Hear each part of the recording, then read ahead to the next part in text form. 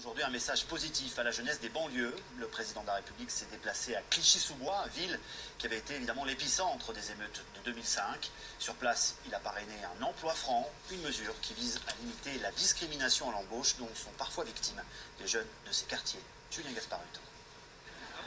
Un message de confiance. Voilà ce qu'est venu apporter François Hollande aux habitants de Clichy-sous-Bois. Objectif numéro 1, relancer l'emploi.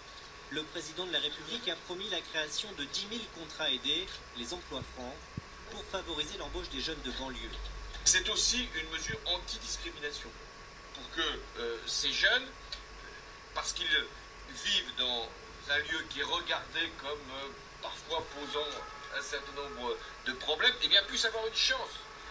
Pour signer un emploi franc, il faut proposer un CDI à un jeune chômeur qui réside en zone urbaine sensible. L'entreprise reçoit alors 5 000 € de subvention. Ces premiers contrats ont été signés la semaine dernière à Amiens. Nawak Mala a décroché un poste de téléconseillère. Oui, alors effectivement, donc est-ce que vous pouvez en ce sens m'indiquer votre rôle? Jusqu'ici, son adresse située dans un quartier sensible était pour elle un frein à l'embauche. Forcément, quand on soumet notre curriculum à un recruteur, quel qu'il soit, s'il a tendance à voir qu'on réside dans une zone dite sensible, entre guillemets, il peut malheureusement y avoir le cliché qui va prendre le dessus sur le profil professionnel du candidat. Dans les quartiers sensibles, ces emplois francs sont forcément accueillis avec satisfaction, en espérant toutefois qu'ils rencontrent un meilleur succès que les emplois d'avenir et les contrats de génération, deux mesures phares du quinquennat qui peinent encore à décoller.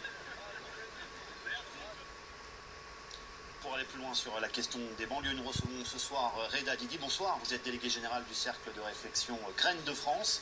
Avec d'autres, on sait que vous avez été reçu plusieurs fois à l'Élysée par le président Hollande. Est-ce que les emplois aidés dont on vient de parler, c'est vraiment la solution pour les banlieues?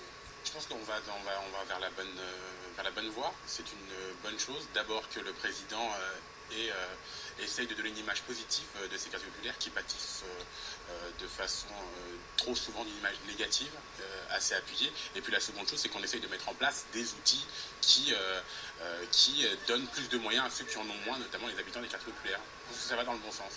Alors ça va dans le bon sens. Vous avez fait des propositions au président Hollande durant ces rendez-vous que vous avez eu à l'Élysée. Au-delà de ces emplois aidés, quelles propositions espérez-vous voir mettre en œuvre?